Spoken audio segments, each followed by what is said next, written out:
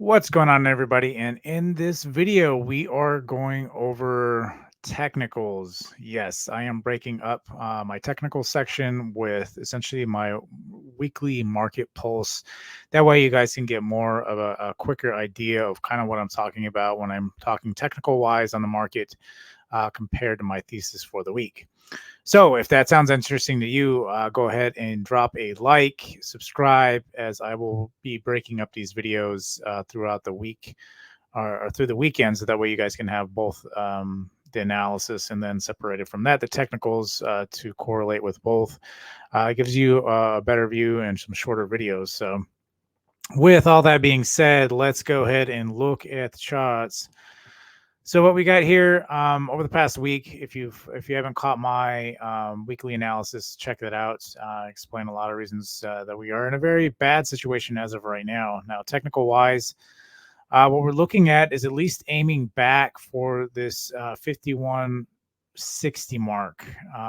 This is our first like true retest, and something I've talked about all the time with technicals is essentially you'll get that initial really bad break, and then you'll get a retest of that. We have attempted to try to retest this, kind of pulled short of that with some more bad news, and then now, given with the Apple situation, it's kind of helped the market understand the weight that Apple has in the market, is kind of allowed us to push us back into this zone. So really what we want to do again is try to break this 51.58 this week. I could see us just chop around. We don't have a core until next week. So that may be the one event that may cause us to just chop sideways this week in this area. Or if we do break out, it could essentially allow us to try to reattempt back for all-time highs. But again, we need to break this level first. It's a critical level. Again, we may just chop till we get core. If core is good, I could see us attempting back for all-time highs again, or else we may get another attempt at this 20 EMA weekly. Now, I do only use the 20, the 50, and the 200 for EMAs. I always watch these on these higher time frames on the daily. I look at these first, and then a lot of these lines really don't make sense on the daily, but I normally do drop it down to the 1 hour. This is normally how I trade, so it looks much cleaner in this fashion than it would on the daily, because I have a lot of intraday plays. I've been playing SPX a lot lately. It's typically one of the ones that I have in rotation quite a bit. This Tesla and Nvidia. But with that being said, again, this breakout, this was all off the fact that the market, after the events that occurred after non-farms, or not non-farms, let's just say, what occurred with Powell, because this is essentially Powell day here. They started, essentially what they started to do is start pricing in more price cuts. And so the market took that as good news that it's going to come sooner than expected. And so there was this jump. And you have to understand that even though these cycles occur all the time, the market is very emotional. And with that being said, essentially what's going on here is the market's assuming that as soon as we get that first price cut, everything's just going to go back to normal. That is not the case. Now, the market is very fine-tuned, so it's assuming that if that's what's going to happen, yes, at some point it will start. It paves the way essentially for things to get better. But you have to understand what also comes with that is the fact that there's going to be a big event, right? We're looking potentially at 10% unemployment, things just getting really, really bad, right? We're looking for that headline news that's going to force the Fed's hand to start cutting.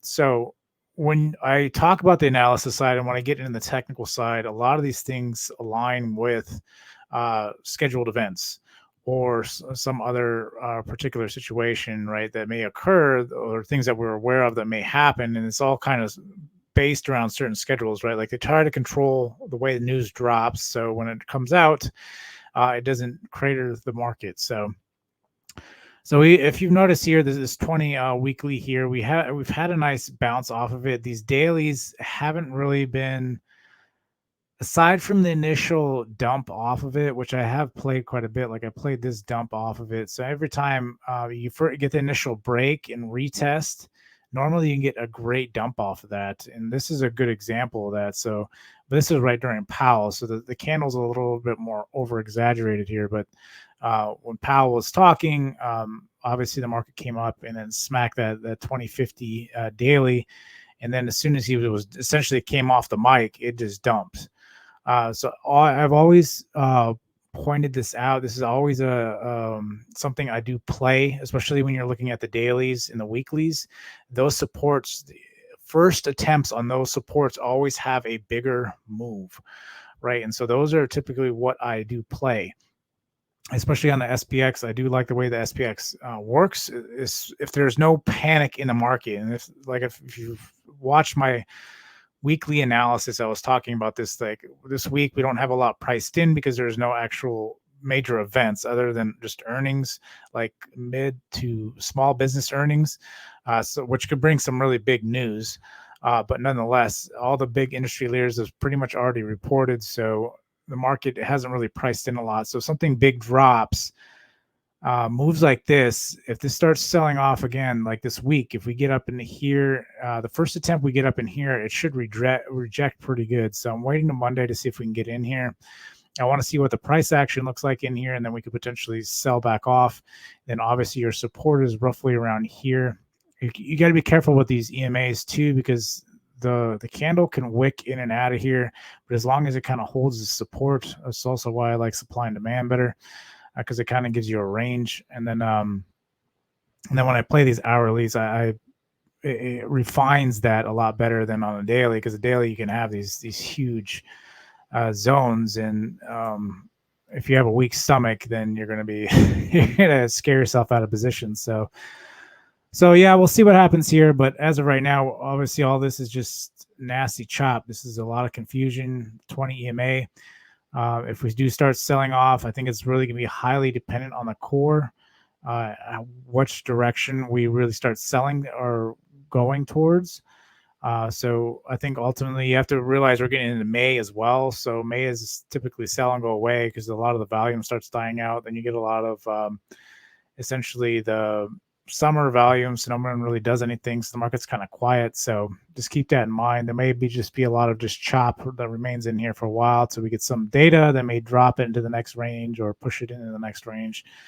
So we'll look for that. And on the same token, if we do break up above here and hold here, we could get a nice run back up to all-time highs again. And the first attempt would be a nice rejection, and then we'll see on the second attempt if we're going to break out. If not, that would be concerning, because the longer you keep getting rejected, more likely it's going to start coming back down. So we'll see what happens there. But as far as this week, we're just kind of keeping this range in here, this tight range between the 50.88 and the 150. It's not really a tight range. It's a pretty big range.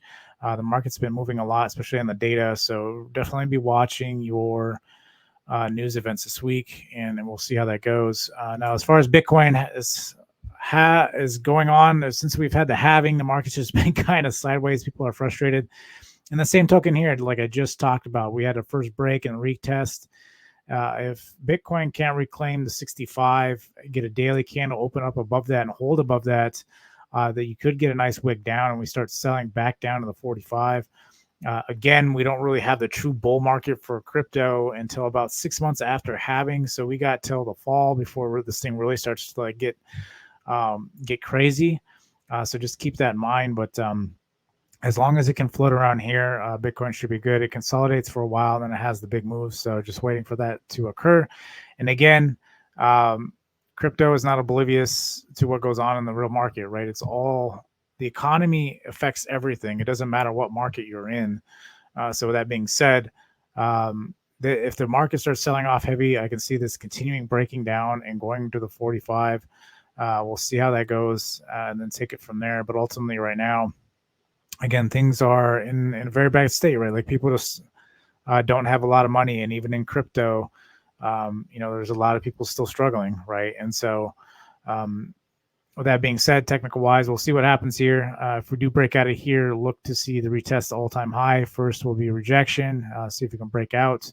Again, if it hovers too long around here trying to break and it can't, it might be concerning. Otherwise, it might just be consolidating down this essentially in this range for quite a while till we actually get news in the markets and start getting cuts. And then again, ultimately understand once we start getting cuts, we price in a recession. Once that the initial impact of the fact that we're actually in a recession or a depression actually hits, whatever that event, it's going to be a major event. When that event hits and the panic starts coming in, just be ready, because that's going to be the dip. And then again, markets will recover a lot faster than the economy. The economy is going to be affected for many years after this. But again, ultimately understand markets will recover much quicker than that. So we'll see what happens here. And then we'll take it from there. So let's take a quick look at some gold right now. Gold's been kind of getting this descending wedge happening here on the daily, which, I mean, this could be a good play here as well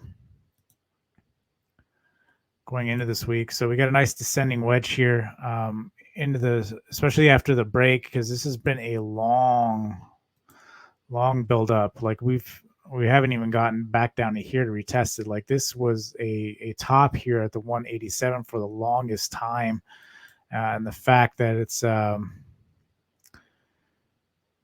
you're getting another bull flag here.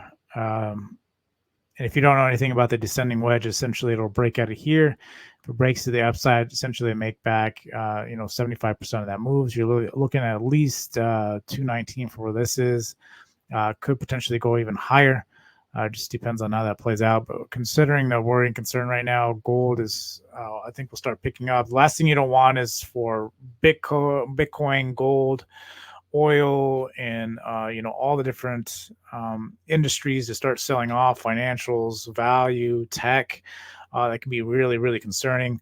That means there's just overall panic in the market, and when you got that kind of panic, nothing holds up. Everything just sells off. So again, you've seen it in the pandemic. It didn't matter what it was, it sold off. People, that's what happens. People get emotional. That's why I say the market gets emotional, because everything just starts selling. It doesn't matter. As people run the cash ultimately to try to get to where they need to go. So let's see. So now we got Tesla. Now the nice thing, like I've stated before, is this thing almost broke. It came really close to breaking this, and Elon essentially saved this from breaking out. So I continue to watch. I think over the next couple of months, this will continue to essentially go sideways here. But eventually, I think either one with the robo-taxis or with the humanoid stuff will start catching steam. And then it'll take one solid earnings just for the EVs to like come back, which I think could potentially happen by the end of the year. If that happens, I think this is really going to break out. Again, you have to ultimately understand, again, a lot of the biggest runs occur going into the back half of the year. And barely into the new part of the year. And then typically you have this range that we're currently in, which is a normal sell-off. And then people just kind of buy back in at that point, and then the market kind of pushes up from there. So this week we'll definitely watch Tesla, looking at this range, continuing to hopefully watch it hold this 180. As long as there's not too crazy news, I think we can continue to chop within this range. Again, it's not playing a great range right now. Tesla for the longest time consolidated before I had that crazy run about 3 years ago now. Expecting the same for this to happen, right? And then essentially when robotaxis and humanoids catch fire, and then that narrative is driven across all corporations, just like essentially AI chips have, then this thing will really start rocketing. So that's what I'm watching for Tesla.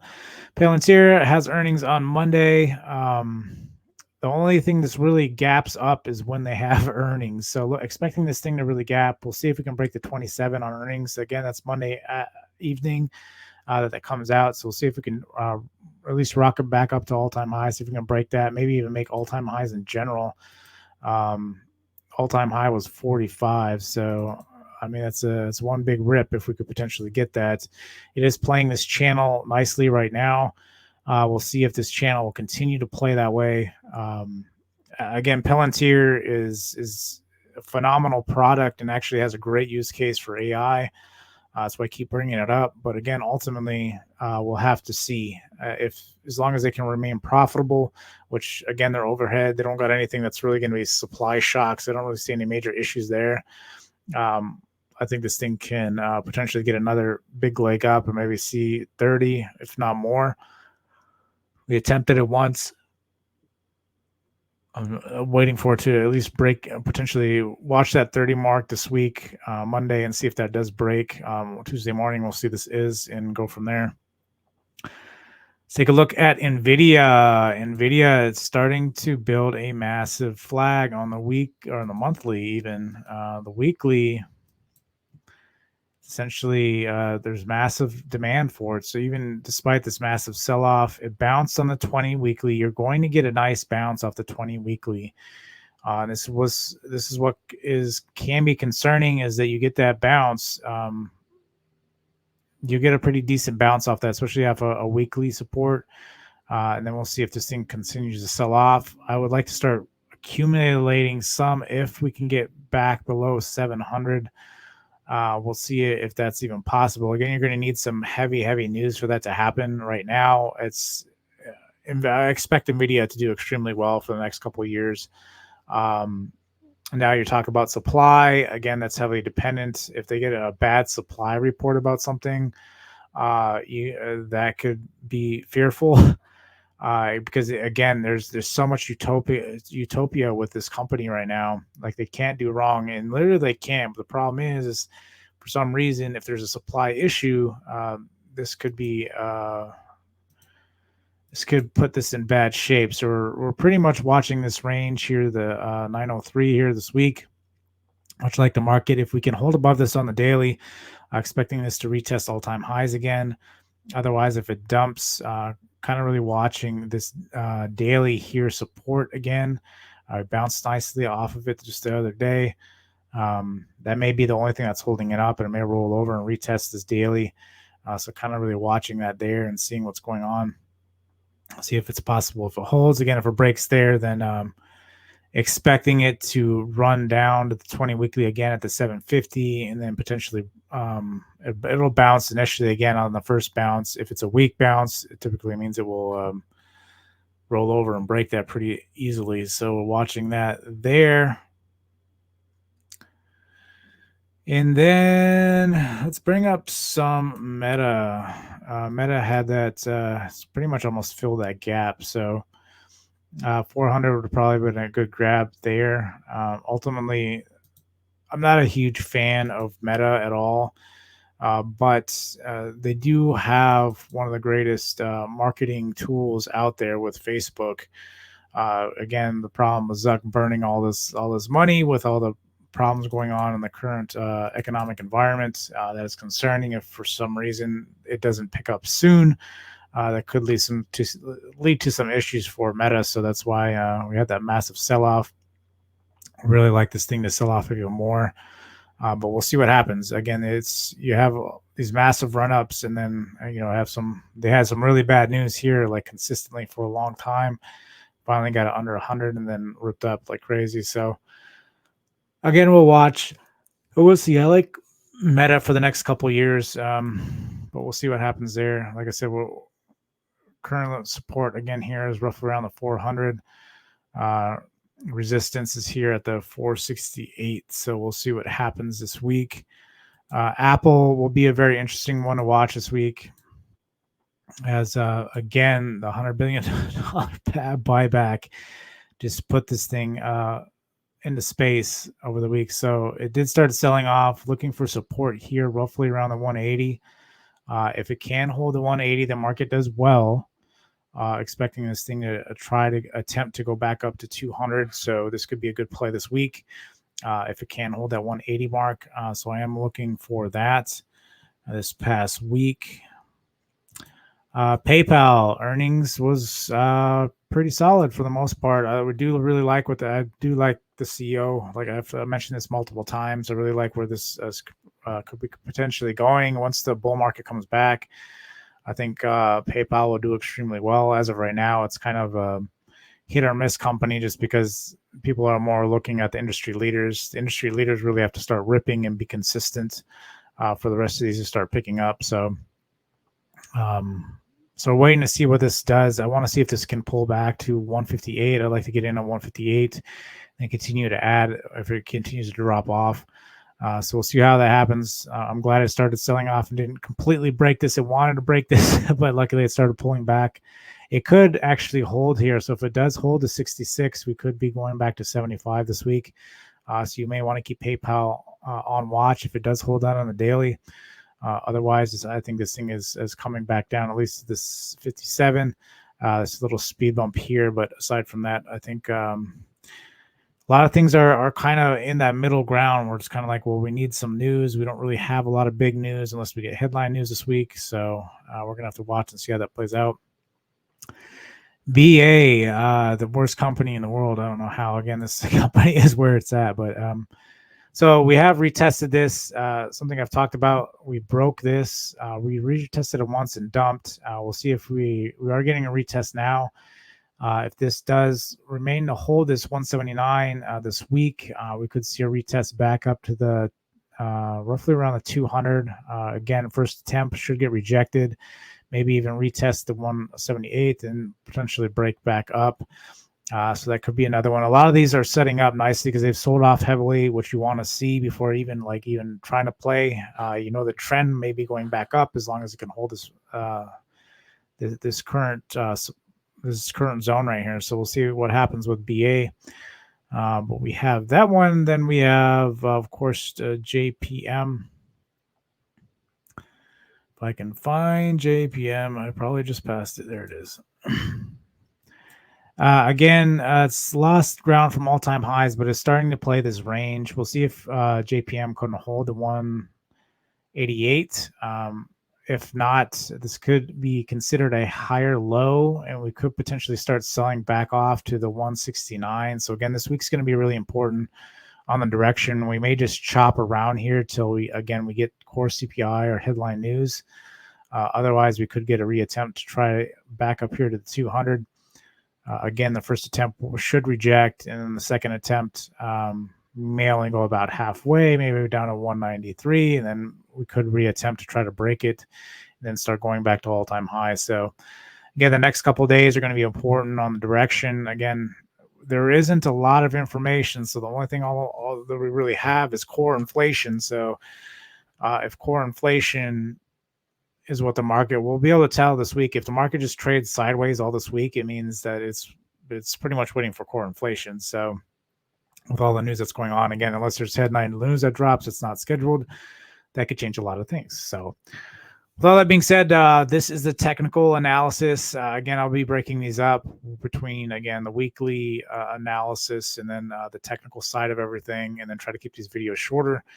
Give you more an idea. And this actually allows me to do more other stocks than the ones I typically do. I typically only go by category because it kind of gives you a pulse of the markets. This gives you a little bit more insight, kind of what I'm watching, what I'm looking at. Obviously, the same categories apply, but then I actually break it down to some other different stocks that have sold off enough to either one, I'll take a longer swing position, or else I will, it's good for a good intraday play. So that just all depends on the setup. So if you do like this new setup, please, again, drop a like, and I will see you guys on the next one.